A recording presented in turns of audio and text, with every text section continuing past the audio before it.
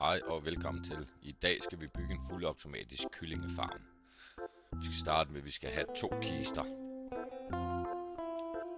Og det skal være en dobbelt chest, vi skal have lavet. I forlængelse med den, der skal vi have sat en hover. På modsat side af hoveren, der skal vi have en automat. Og foran automaten skal vi have en slap. Så på hver side sætter vi 2 sten i højden. Og foran sætter vi et stykke glas. På bagsiden op på automaten sætter vi en hover. Og så giver vi den 3 stykker mere baglæns. Sådan der. Så skal vi have noget glas på. Så vi kan holde kyllingerne inde, så de ikke stikker af.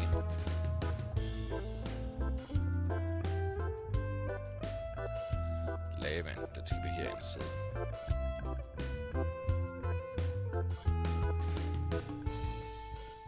Sådan der.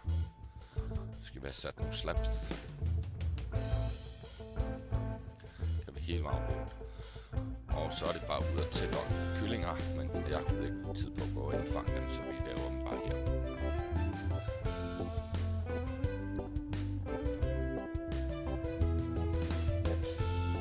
Sådan der. Så skal vi have lavet en klokke. En redstone klokke. Vi sætter et stykke redstone der. Så tager vi nogle generatorer og sætter 4 den vej her. Og det samme gør vi den anden vej. En redstone her. Der. Og så skal vi bare have aktiveret den til at tænke med, for det går lidt hurtigere. Så tænker jeg, at vi finder nogle æg. Vi tager et æg der. Går vi ind i den her og fylder den med æg.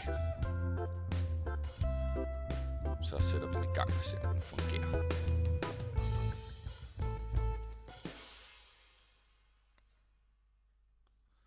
Der kommer kyllinger.